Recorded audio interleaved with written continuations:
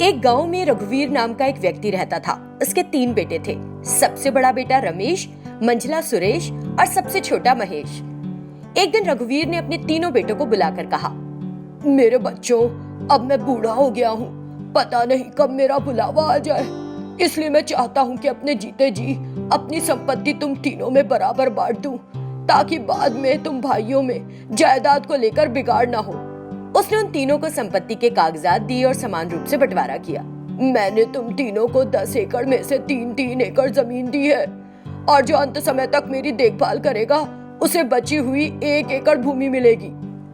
तीनों बेटों ने कहा ठीक है और वहां से चले गए। सबसे छोटा बेटा महेश अपने पिता से बहुत प्यार करता था, इसलिए वो अपने पिता की देखभाल के लिए आगे आया।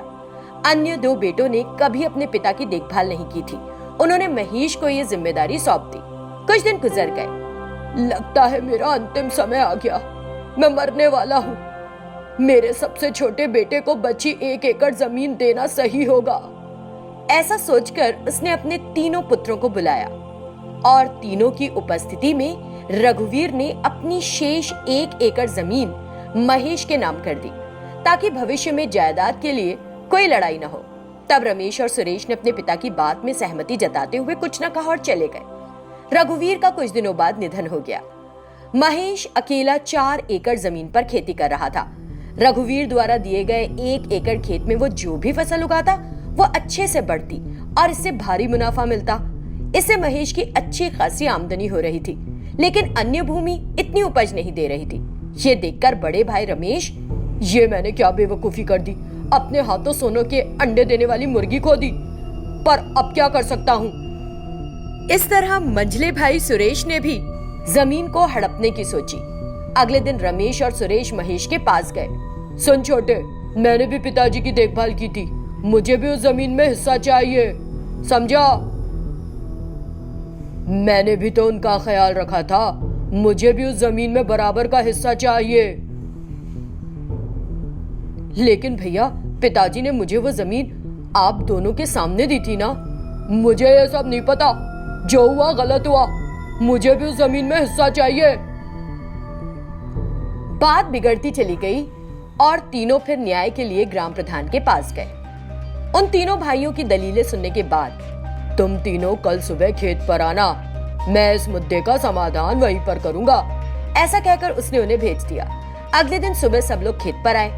ग्राम प्रधान ने 3 बक्सों को निकालकर तीनों भाइयों को 1-1 दिया। ये तीनों जादुई डिब्बे हैं, अपने अपने बक्से को खेत में दफना दो। कल हम सुबह आएंगे और उन बक्सों को खोलेंगे। जिसकी पेटी के अंदर सोना निकलेगा वो इस जमीन का मालिक होगा।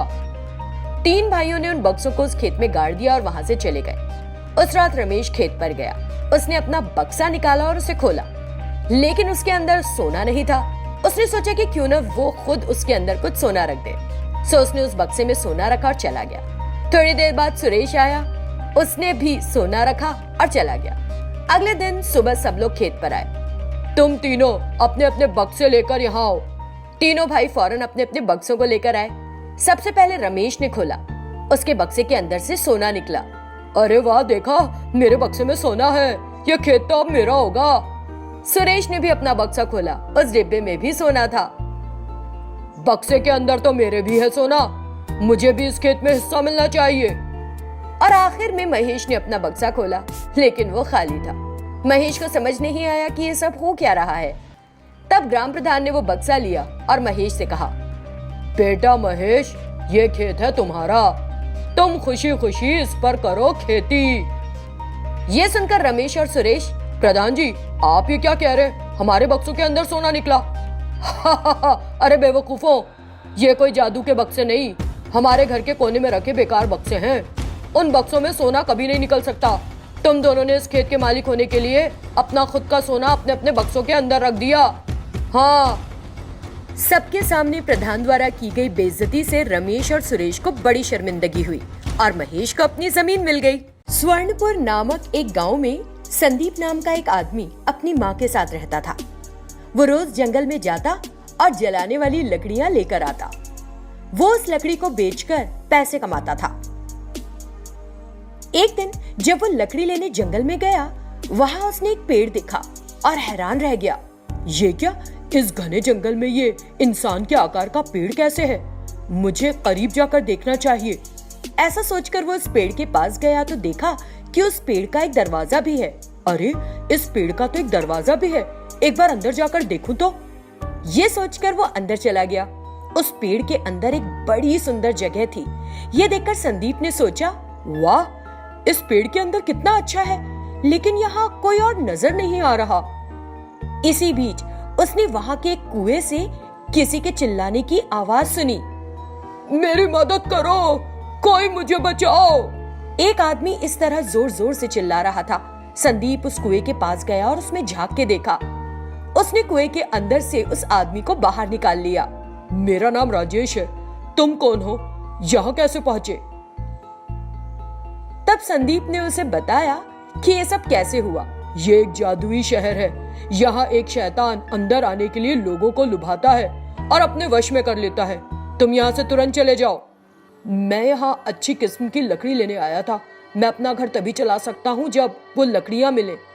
फिर वो आदमी एक छोटे से पेड़ के पास गया और एक छोटी सी छड़ी तोड़ी और उसे संदीप को दिया और कहा, देखो, ये एक जादुई छड़ी है। अगर तुम इसे पकड़कर दिन में एक बार कोई इच्छा करते हो तो ये तुमको एक सोने का सिक्का देगी। इसकी मदद से तुम खुशी खुशी रह सकते हो।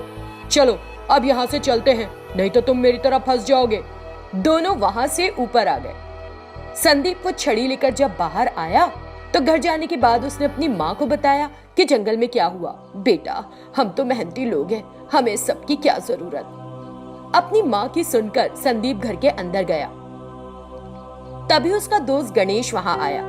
संदीप ने उसे बताया कि जंगल में क्या हुआ था। अरे संदीप, मुझे वो जादू की छड़ी बस एक दिन के लिए दे देना यार। गणेश के इतना कहने पर संदीप ने वो जादू की छड़ी गणेश को दे दी और गणेश अपने घर जाकर उस छड़ी को घुमाने लगा। तुरंत एक सोने का सिक्का हवा से नीचे गिरा। ये देख गणेश बड़ा खुश हुआ और उसने पूरी रात उस छड़ी को घुमा घुमा कर बहुत अमीर बन जाने की सोची। वो उस छड़ी को इधर उधर घुमा रहा था। उसी समय उसके सामने एक भयानक शैतान आ खड़ा हुआ। तब वो शैतान गणेश और उसके माता पिता को अपनी जादुई जगह पर ले गया। अगले दिन संदीप गणेश के घर गया तो उसे वहां कोई नहीं मिला। उसने तुरंत जाकर अपनी माँ को बताया, संदीप, कहीं उस जादू की छड़ी की वजह से उन लोगों के साथ कुछ बुरा तो नहीं हो गया? हमें ये पता लगाना होगा। तुम जाओ और हमारे गांव के स्वामी जी से मिलकर उन्हें पूरी बात बताओ। वो तुम्हें बताएंगे कि आगे क्या करना है। तुरंत स्वामी जी से मिला संदीप और उन्हें पूरी बात बताई। स्वामी जी ने थोड़ा ध्यान लगाया और बताया कि राजेश एक शैतान था। ये सुनकर संदीप तो चौंक गया। तब स्वामी जी ने उसे पेट्रोल और माचिस साथ लेने के लिए कहा। संदीप उन्हें ले आया और स्वामी जी के साथ उस पेड़ के पास गया।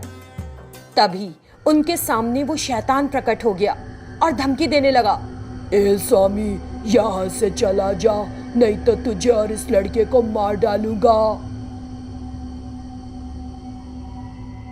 तो एक घर के सभी लोगों को एक ही बार में ले जाने के लिए तुमने छड़ी वाला प्लान बनाया था।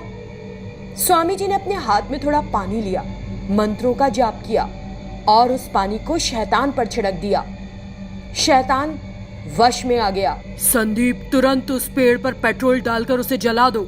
संदीप ने फौरन उस पेड़ पर पेट्रोल डाल दिया और वो आग लगाने ही वाला था कि नहीं नहीं, मेरे पेड़ को मत जलाओ, अगर पेड़ को जलाओगे तो मैं भी मर जाऊंगा। शैतान इसी तरह चिल्लाने लगा, लेकिन संदीप ने शैतान की एक नहीं सुनी और उस पेड़ को जला दिया। जब वो शैतान वहां जल रहा था तो गणेश और उसके माता पिता छूट गए और बाहर आ गए। आखिर वो पेड़ और शैतान जलकर राख हो गए। तब सभी ने स्वामी जी और संदीप को धन्यवाद दिया।